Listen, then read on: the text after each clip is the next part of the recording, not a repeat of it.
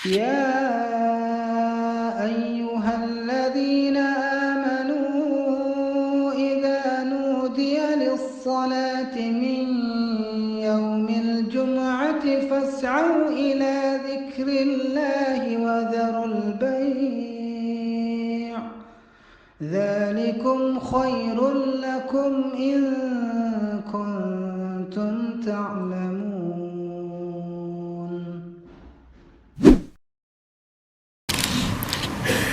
Alhamdulillah, alhamdulillahilladzi arsala rasulahu bil huda wa dinil haqq liyudhhirahu 'ala dini kullihi wa kafa billahi syahida. Asyhadu an la ilaha illallah wahdahu la syarikalah wa asyhadu anna Muhammadan abduhu wa rasuluh. Allahumma shalli ala Muhammad wa ala ali Muhammad kama shallaita ala Ibrahim wa ala ali Ibrahim wa barik ala Muhammad wa ala ali Muhammad kama barakta ala Ibrahim wa ala ali Ibrahim fil alamin innaka Hamidum Majid. Para jemaah Jumat Masjid Al-Muhajirin yang berbahagia, kita panjatkan puji syukur kehadirat Allah Subhanahu wa taala. Pada siang hari ini atau pada hari ini juga kita sudah sampai kepada penghujung bulan Ramadan. Dan juga ada bagi saudara-saudara kita sebagian yang sudah menyongsong kemenangan, hari kemenangan, yaitu 1 Syawal pada hari ini. Insya Allah sebagian saudara kita juga akan merayakan hari kemenangan pada esok hari Sabtu tanggal 21 Maret 2026. Kalau kita berbicara penghujung Ramadan, tentunya ada rasa gembira dan ada rasa sedih. Rasa gembira bahwa kita akan menyambut hari kemenangan. Hari kemenangan bagi kita umat Islam, tentunya kemenangan itu bagi orang yang bersungguh-sungguh melaksanakan pada bulan Ramadan. Apakah itu saumnya, apakah itu amalan-amalan lainnya, sehingga akan diberi pahala dengan kemenangan pada hari raya, yaitu berupa seperti bayi baru lahir bahwa tanpa dosa. Itulah bagi orang-orang yang memang menang.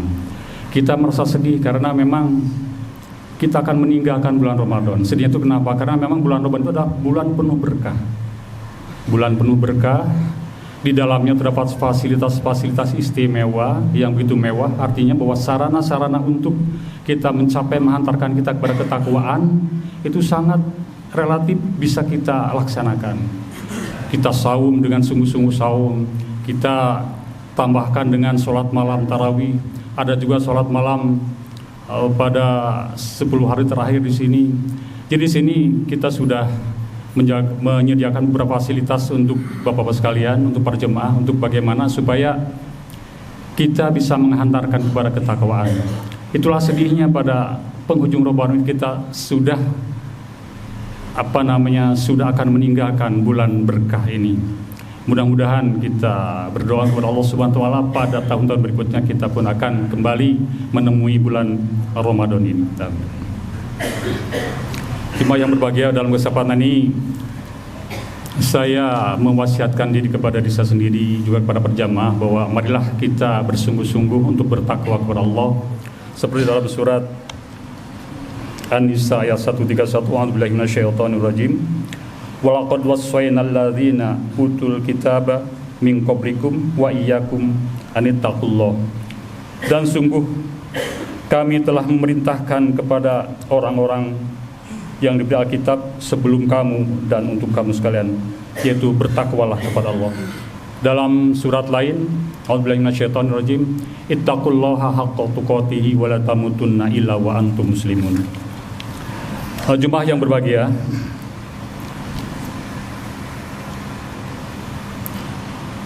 kita mungkin sudah melihat bahwa problema umat Islam saat ini adalah bagaimana umat Islam kurang mengenal agamanya. Dalam hal ini soroti ada satu survei khususnya bagaimana umat Islam berinteraksi dengan Quran, yaitu dari beberapa lembaga, yaitu dari Ditjen Bimas Islam tahun 2023, data dari studi Institut Islam Quran dan dari data dari Lintas Generasi Muda, bahwa ternyata rata-rata yang buta huruf Al-Quran itu adalah sampai berkisar dari 53 sampai 75%. Itu kan sangat tinggi sekali. Kalau rata-rata kalah 60%, itu berarti 60% itu buta Al-Quran. Saya tidak tahu kriteria buta Al-Qurannya, apakah yang tidak mengenal Quran ataupun hanya bisa baca Quran tapi tajwidnya tidak benar. Cuma di sini dikatakan bahwa buta baca Al-Quran. Di situ tidak terjelas. Jadi artinya bahwa dalam materi lain juga, misalnya katakanlah itu barangkali bisa dijadikan acuan bagaimana umat Islam interaksinya dengan Al-Quran juga kurang. Begitu juga mungkin sebagai acuan bahwa interaksi dengan pelajaran atau ilmu-ilmu lain tentang Islam juga barangkali bisa disamakan, berkurang. Bahwa memang kita di sini memang sudah, di satu pihak kita juga gembira bahwa kita lihat banyak kajian-kajian, ternyata banyak kejadian, banyak kajian-kajian subuh atau maghrib dan sebagainya. Tapi di satu pihak itu sepertinya hanyalah spontanitas itu saja, tidak terstruktur bagaimana kita mencari ilmu. Sehingga dikatakan bahwa di situ khusus untuk Al-Quran sampai tinggi buta baca Al-Quran sampai sekitar 60%. Jadi mari dengan semangat Ramadan ini, kita baru masih penghujung Ramadan, kita masih punya semangat yang tinggi terhadap apapun juga yang berbau semangat Islam. Mari kita kencangkan lagi. Mari kita tambah lagi alokasi waktu kita buat belajar Al-Quran, buat belajar agama. Kita tambah lagi pemikiran kita tambah lagi waktu kita tambah lagi fokus kita untuk bagaimana kita bisa mempelajari agama Islam ini. Memang kalau berbicara masalah belajar itu, kalau kita misalnya lihat sudah melalui proses SMA, kuliah, itu kan belajar itu kan susah juga gitu ya. Belajar kimia, matematik, jadi penuh keseriusan. Kalau udah perguruan tinggi belajar yang lain-lainnya tentang ekonomi, tentang sosial dan sebagainya, itu kan penuh catatan dan sebagainya. Kenapa tidak juga untuk kita belajar agama?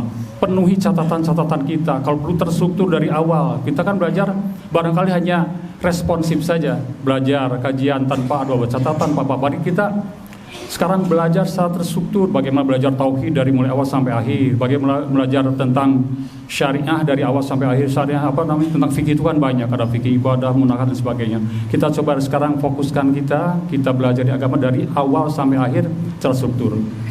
Kalau kata Ustaz Abu Yahya itu yang hari Selasa, katanya kita katakan tadi bahwa kita belajar keduniaan itu sampai berdarah-darah, kenapa tidak untuk belajar Al-Quran atau belajar agama Islam? Karena memang itu adalah kewajiban kita semua.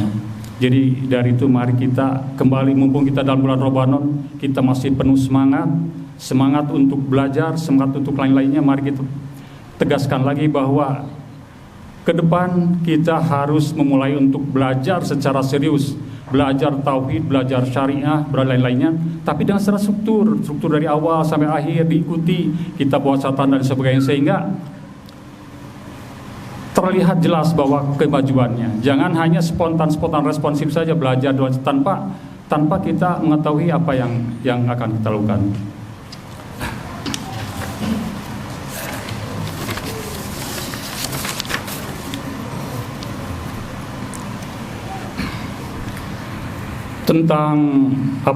Tentang ilmu ini, seperti dikatakan bahwa ilmu ini kan betul sangat penting. Seperti Allah juga kan, Allah Subhanahu wa taala dalam memulai penciptaan kita, itu ada sedikit perdebatan dulu dengan malaikat.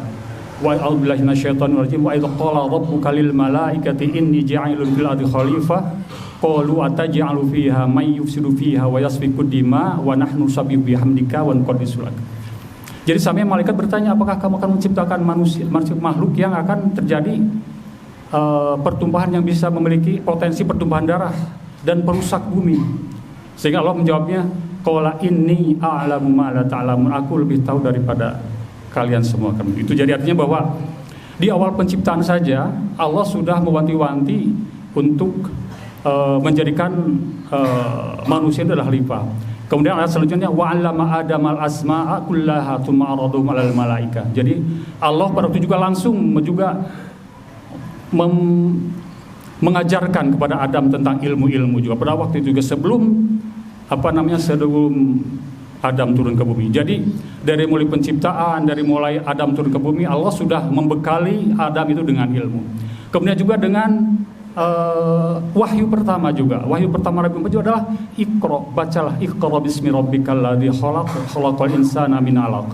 Iqra wa rabbukal akram alladzi 'allama bil qalam 'allamal insana ma lam ya'lam. Itu juga adalah bahwa turun pertama ayat Quran juga adalah Iqra, bacalah. Jadi memang sungguh bahwa ilmu itu adalah sesuatu yang sangat penting dari mulai penciptaan, dari mulai Adam diturunkan, sebelum diturunkan juga sudah dibekali dengan ilmu. Kemudian juga Nabi Muhammad ayat yang pertama juga adalah Iqra, bacalah. Jadi artinya bahwa yang namanya baca itu kan umum, jadi pelajarilah sebenarnya. Jadi demikian bahwa begitu pentingnya ilmu di kedudukan buat kita.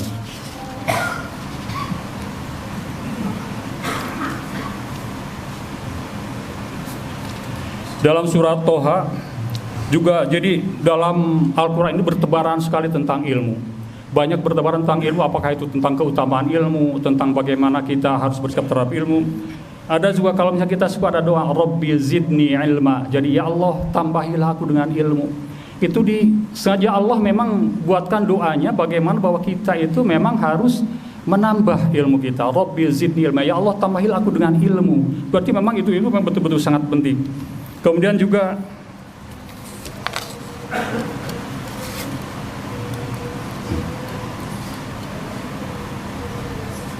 dalam surat An-Nahl, a'udzubillahi minasyaitonirrajim, fas'alu ahla dzikri in kuntum ta'lamun. Jadi bertanyalah kepada orang yang punya pengetahuan jika kamu tidak mengetahui. Jadi itu memang hal-hal yang sedetil mungkin sudah Allah sertakan dalam Al-Quran, bahwa memang sesuatu yang tidak ketahui bertanyalah kepada yang mengetahui.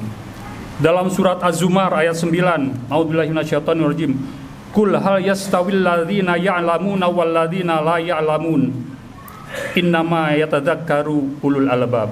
Katakanlah, apakah sama orang yang mengetahui dengan orang-orang yang tidak mengetahui?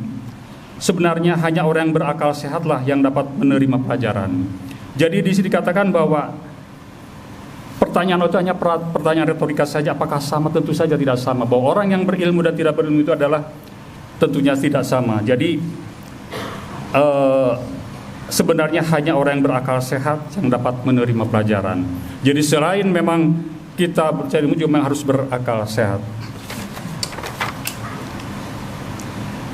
Dalam Al-Ankabut ayat 41 sampai 43 atau 43-nya, watilkal amsalu nadribuha linnas wa ma ya'qiluha illal alimun. Perumpamaan itu kami buat untuk manusia, namun tidak ada yang memahaminya kecuali orang-orang yang berilmu. Di dalam Al-Quran itu banyak perumpamaan. Banyak sekali perumpamaan, dan perumpamaan itu kata Al-Quran sendiri bahwa tidak akan dimengerti kecuali oleh orang yang berilmu. Jadi begitu keutamaannya adalah bagaimana orang berilmu. Jadi bisa mengetahui apa-apa yang amsal dalam Al-Quran. Apalagi amsal saya ketahui, apalagi ilmu Al-Quran. Jadi memang bahwa keilmuan itu adalah sangat diutamakan.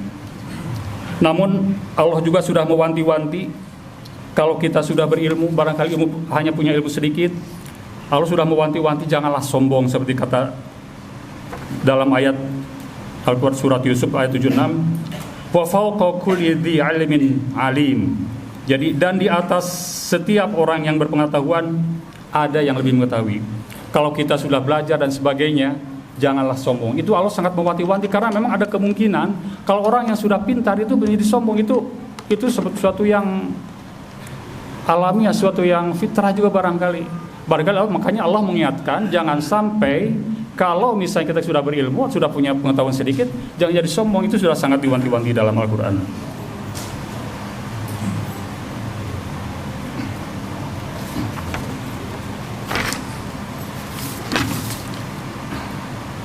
Terus juga dalam surat Al-Mujadilah, a'udzubillahi minasyaitonirrajim, ya rafa'illahu alladziina aamanu minkum walladzina utul ilma darajat. niscaya Allah akan mengangkat derajat orang-orang yang berilmu pengetahuan di antara kamu dan di antara orang yang diberi ilmu. Niscaya Allah akan mengangkat derajat orang-orang yang beriman di antara kamu dan orang-orang yang diberi ilmu pengetahuan, beberapa derajat. Jadi itu juga salah satu keutamaan itu adalah Allah akan meningkatkan derajat orang yang berilmu dan beriman beberapa derajat. Para hadirin yang berbahagia,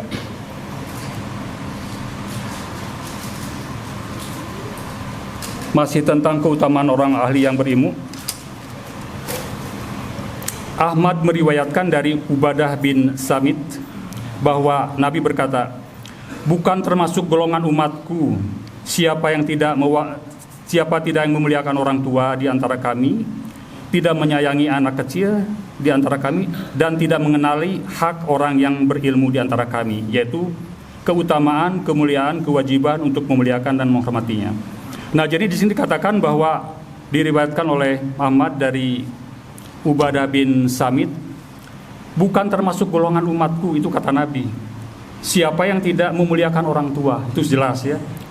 Siapa yang tidak menyayangi anak kecil di antara kami, dan siapa yang tidak mengenali hak orang yang berilmu di antara kami. Jadi kalau misalnya kita ke ulama itu sudah sangat wajar bahwa orang yang berilmu itu adalah punya kemuliaan, dan kita memang harus memuliakannya. Juga punya kewajiban untuk memuliakan dan menghormatinya. Itu adalah hak-hak sebagai orang yang berilmu dari kita sebagai orang yang kurang berilmu. Jauh Bukhari meriwayatkan bahwa Nabi juga ada keutamaan yang lain, bahwa pada perang Uhud itu kan satu lubang itu jadi dua korban, dua mayat. Nabi Muhammad itu mendahulukan orang yang berilmu, mengeburkan orang yang berilmu. Artinya bahwa memang orang yang berilmu pada level apapun, pada kasus apapun, selalu dinomorsatukan oleh Nabi. Karena memang orang itu adalah sebagai sumber inspirasi, sumber ilmu, dan sumber-sumber lainnya. Sehingga katakanlah kalau matinya orang yang berilmu itu merupakan sebagai adab. Jadi sebagai sesuatu yang sebagai adab, akhirnya kita harus menjaga, harus menghormati orang yang berilmu. Di sini para ulama.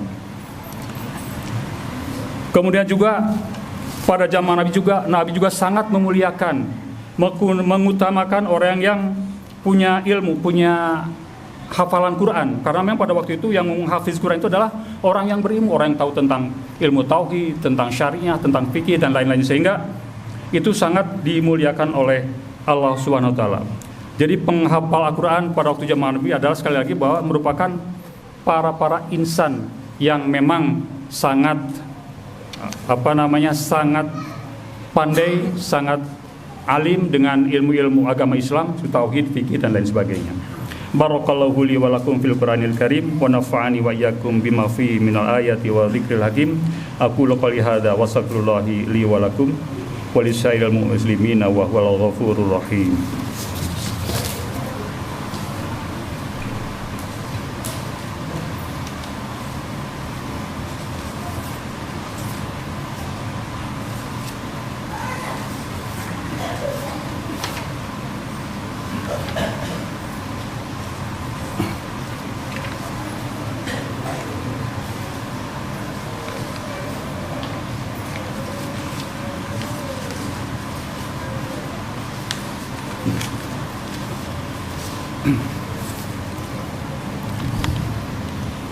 Innal hamdalillah nahmaduhu wa nasta'inuhu wa nastaghfiruh wa na'udzu billahi min syururi anfusina wa min sayyiati a'malina may yahdihillahu fala mudhillalah wa may yudhlil fala hadiyalah. Asyhadu an la ilaha illallah wahdahu la syarikalah wa asyhadu anna Muhammadan abduhu wa rasuluh. Allahumma shalli ala Muhammad wa ala ali Muhammad kama shallaita ala Ibrahim wa ala ali Ibrahim wa barik ala Muhammad wa ala ali Muhammad kama barakta ala Ibrahim wa ala ali Ibrahim fil alamin innaka Hamidum Majid. Amma ba'du. Jadi sebagai kesimpulan bahwa ilmu itu merupakan laksana ruh bagi kehidupan dan keteladanan untuk mendapatkan petunjuk. Semua kerusakan, kejahatan, kebatilan, kemungkaran, rusaknya akidah, runtuhnya etika dan rusaknya moral tidak lain disebabkan karena kebodohan dan minimnya ilmu. Maksudnya tidak memiliki pengetahuan tentang Allah, minim pengetahuan tentang apa-apa yang Allah sukai dan Allah benci.